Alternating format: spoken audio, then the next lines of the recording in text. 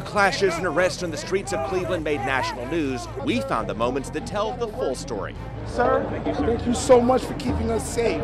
Our contributor Charlie LeDuff shows us what Cleveland is all about, why the Republican Party is now all about Trump. We will make America great again. We'll go one-on-one with Florida Governor Rick Scott. We'll show you how the two parties line up and how Florida could swing the balance of power in the U.S. Senate. This is Money, Power, and Politics.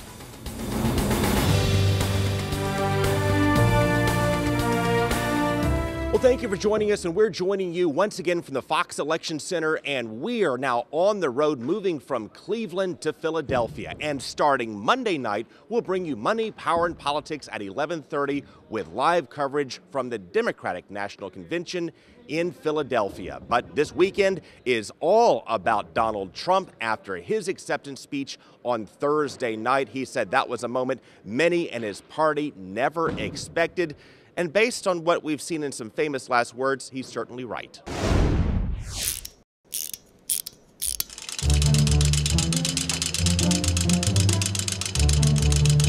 Trump could win this, and you say that he's a con man. Yeah, well, he's not going to win the nomination. It would be a catastrophe for the Republican Party. Donald Trump is not going to be the nominee of this party. He's not going to be the nominee. Donald Trump is not going to be the Republican nominee. He is not going to be the nominee. Donald Trump is not going to get the nomination. Donald Trump, who is not going to be the nominee. Folks, Donald Trump is not a serious person. This is a carnival act. But now it's interesting to see all of those Republicans who were so opposed to Donald Trump now falling in line behind him, with the exception of Ted Cruz and John Kasich and Jeb Bush and Mitt Romney. Okay, there's a few exceptions still, but Donald Trump is making progress in bringing his party together. This convention was a big step forward for him, at least it was on Thursday night. So with that, we now want to have a little bit of fun and show you how he was able to pull it all together as we say goodnight to the rest of the Republican field in Trail Tales. It's time now for Trail Tales. Goodnight Field. In the great big race, there was a telephone and a little kiddies table and a picture of a sad campaign that was feeling some pain. Good night, Republican Field. We're going to be here through the month of January. We're going to win Iowa. Good night, Huck, and good night, Luck. Ted had a tough week. Stood on a basketball court and called the hoop a basketball ring. Listen, I had a slip of the tongue. Instead of saying rim, I said ring. Good night, Hoops, and good night, Oops. It's 3 agencies of government when I get there that are gone. Commerce, education, and the, what's the third one there? Let's see. Oops.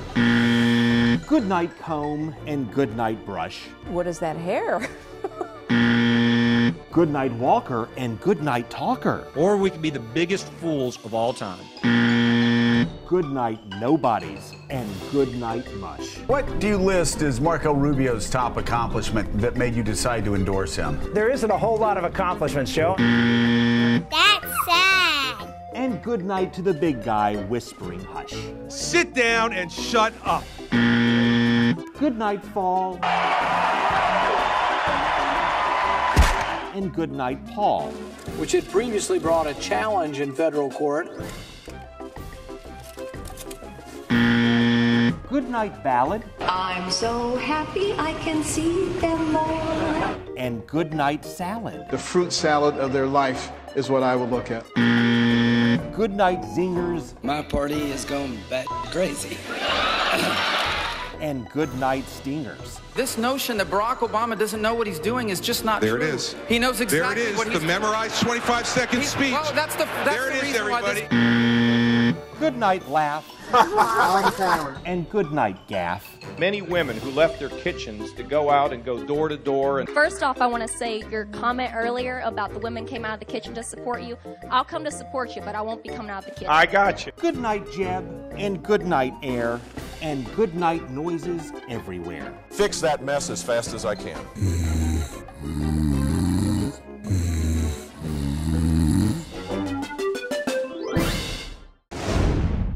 You may know here in Money, Power, Politics, we have a special segment where Charley Belcher reads our viewer mail. But we do that together. We're separated. I'm out of state. Charlie is back in Tampa Bay. So we did not want to do that this week. I like to go through the mail before Charlie does it, and I like to help him out with that. I've also got some things in my files I kind of want to keep private. So with that, we're going to shake it up a little bit, and instead of going through the mail, Charlie's going to work through some social media analytics and show how this race played out. Let's send it over to Charlie.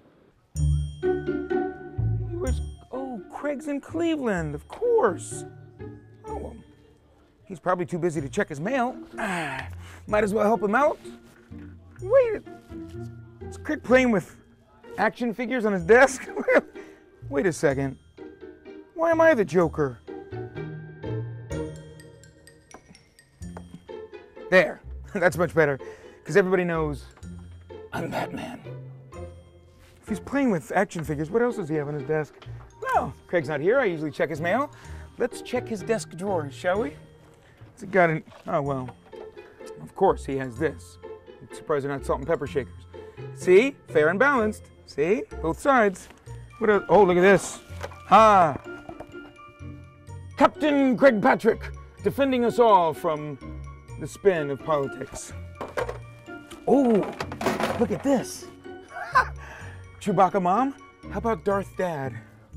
Think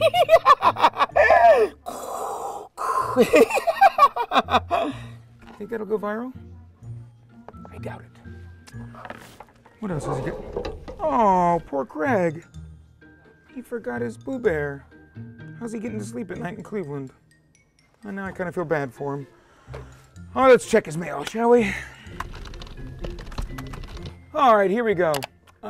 Rolly Ortega says, Dear Craig, Broadcasting and Cable Magazine says that Money, Power, and Politics is expanding to a daily show on WTVT. Any truth to this? Yes, that's true. You're probably watching it now. Every night, 11:30, right here, Fox 13. See how hopeful this is? I can answer his mail for him. Kayla Bouillon says, You're awesome. Probably meant that for Craig. I will pass that along, that Craig is awesome. Thank you, Kayla. Chuck, he says, really like Money, Power, and Politics. Love your segment with Charlie. Thank you, Chuck. I like your name as well. From a Charles to Charles. Glad you like it. Eric Hubner says, Florida is not a toss-up based on polls. Clearly leans blue. Hashtag hacks. Ouch on the hashtag, but everybody has their opinion. Samson Brown Jr. says, Craig, our elections keep getting crazier every cycle. This one tops the cake.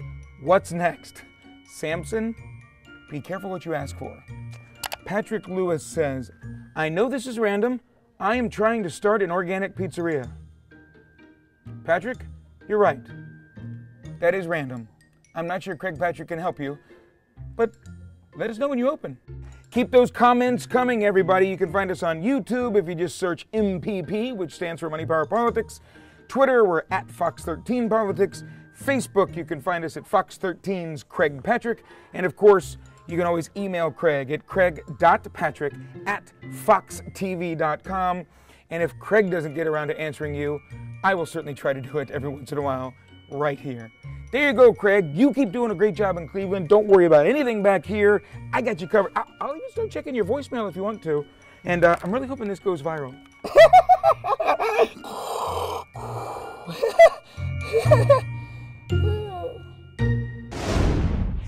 Charlie checked your email. Wait, uh-oh. Okay, well, didn't see that coming. Thanks, Charlie, I guess. Coming up, this election won't just decide the White House. It could also tip the balance of power in the U.S. Senate. So we'll bring you the forecast.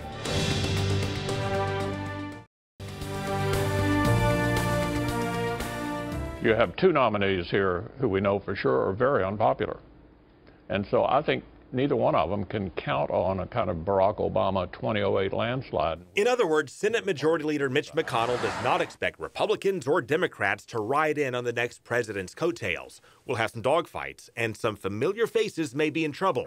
For example, in Arizona, John McCain says he's in the toughest Senate race of his career. I intend to go back to Washington, and I intend to get to work. While Republicans currently hold the majority of seats, Democrats have something working in their favor. Democrats only have to defend 10 seats this year, while Republicans have to defend 24. And if the Democrats gain 4 seats, they will take over the chamber. And right now, they're favored in 2, that's Wisconsin and Illinois, and they're competitive in some others like New Hampshire, Nevada, Ohio, Pennsylvania, and Florida. And that's why GOP leaders press Marco Rubio to run for re-election to improve their chances of holding that seat. I know people in politics don't like to admit they've changed their mind, but I changed my mind. So Rubio may have improved Republicans' chances by seeking re-election in Florida, but the Democrats countered and improved their chances with a surprise in Indiana. Barack Obama is the change we need. 8 years ago, Barack Obama came close to picking Indiana Senator Evan Bayh as his running mate. Bayh retired after that, but in a last-minute decision, he's running for Senate again and is favored in the polls. And with that, Bayh could flip what we thought was a safe seat for the Republicans in Indiana and shift the balance of power in Washington. You also have seen a lot of video of protest, and some of them got out of hand in Cleveland, but I want to put that in context. While there were some arrests and some clashes, they were very few and far between, and I think that Charlie LeDuff caught the moment of the week. You take off the badge, you take off the uniform, and we're all the same. We're all humans. They got kids to go home to, I got kids to go home to. And until we realize this, no change is going to be made. If I see my fellow policeman as an enemy and my fellow policeman sees me as an enemy, then those split-second decisions are going to be that much more difficult.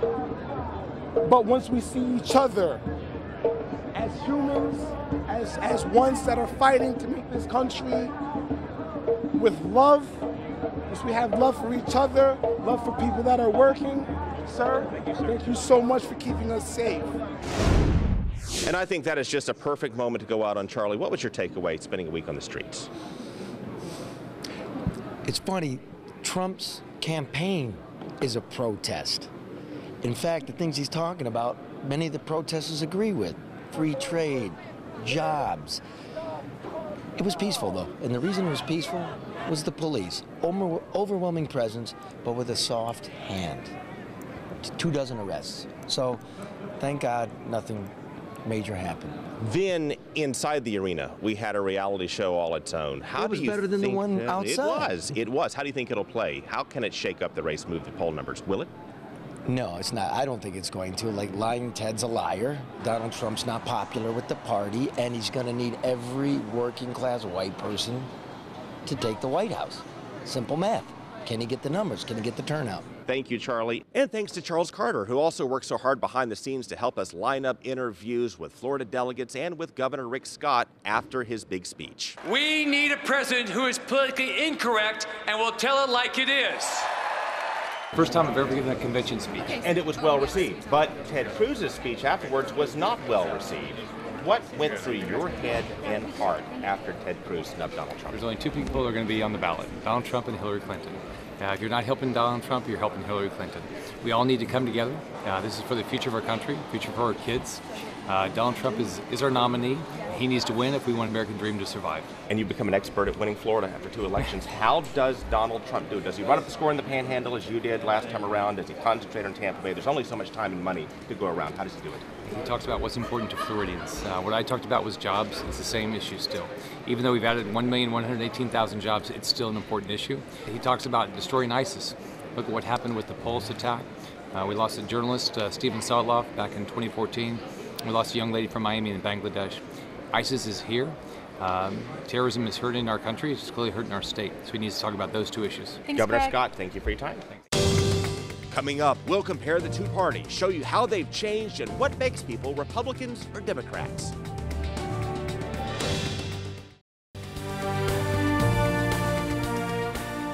Conservatives tend to like stability, routine, and structure. Liberals tend to seek change that could lead to greater success. But something else drives the fundamental clash between Republicans and Democrats. You eliminate any departments? Oh, absolutely. Republicans and Democrats largely differ over the role and scope of government. Get rid of waste, fraud, and abuse, which is rampant in this country, rampant.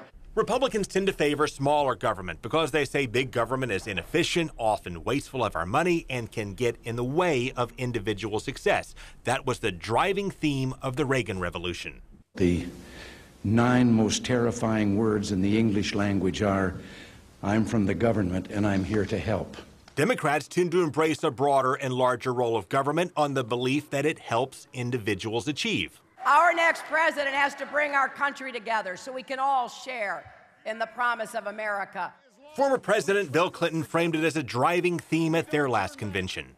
We're all in this together is a far better philosophy than you're on your own. So Democrats have emphasized the value of community, while Republicans have emphasized individual rights in their policymaking. Though government expanded during the George W. Bush administration, Republicans generally strive to cut spending, loosen regulations, and shrink government. Well, this year, rifts certainly developed in both parties, as they, to a certain extent, have many times before. Right now in the Republican Party, you'll see Tea Party conservatives who push for bigger cuts, evangelical Christians focused on social issues, and many younger Republicans who embraced Ron Paul and then Rand Paul. They're the fiscal conservatives with the libertarian streak who want to reform monetary or foreign policy. And of course, there's the Trump movement that took off on the call to change trade policy and crack down on illegal immigration. And we're going to build that wall, don't worry about it. But for Republicans, this kind of push and pull is nothing new. In 1952, Robert Taft led a Tea Party-type challenge against Dwight Eisenhower. And in 1964, Nelson Rockefeller moderates clashed with Barry Goldwater conservatives, and it got pretty ugly. These extremists feed on fear, hate, and terror. Goldwater was called an extremist, and he took it as a compliment. Extremism in the defense of liberty is no vice. So those who say the party is more fractious today may forget just how divided it was.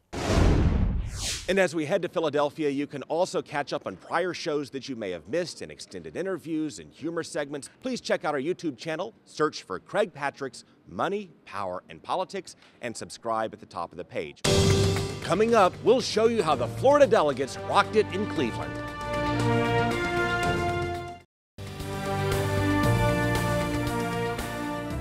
Well, starting Monday, we'll shift our focus to the Democratic National Convention with a live edition of Money, Power, and Politics Monday night from Philadelphia. For now, I want to take a closer look at some of the defining moments in Cleveland and some of the people who helped us put together our coverage this week. This convention will come to order.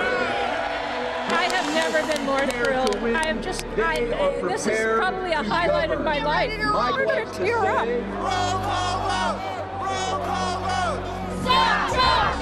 You can't take a gun into the football stadiums or the baseball stadiums or anywhere else. Why'd you bring it? Because I can. Because you can? Because I can. You pro law enforcement? Yeah, absolutely. Them guys are begging you to leave it at home. I know. Very, very dangerous time for us right now. They don't ask if you are black or white. They just come to save you.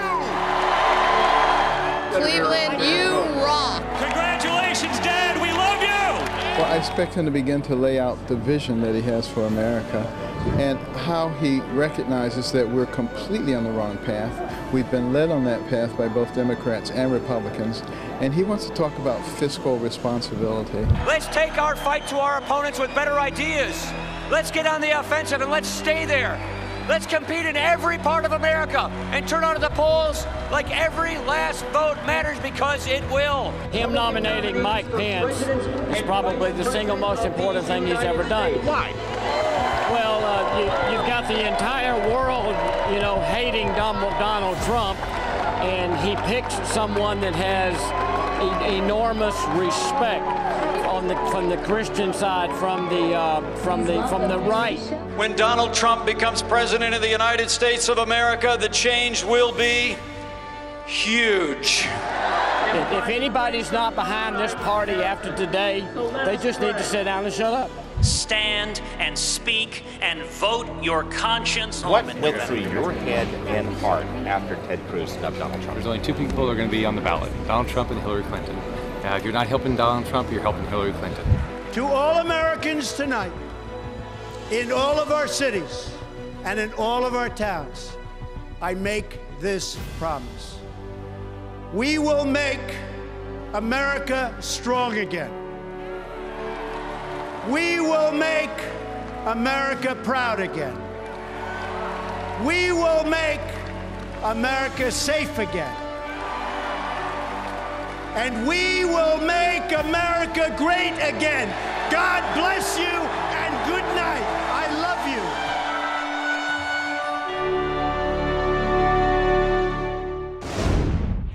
And so Donald Trump closed the deal in Cleveland and accepted the Republican nomination by delivering one of the longest speeches, certainly the longest in the modern era, focused on law and order, as Nixon did in 1968. While Nixon spoke of a silent majority, Donald Trump reached out to what he called the forgotten men and women. With this, we now pivot to the Democratic convention, but I want to close with some moments on the convention floor and delegates from Florida.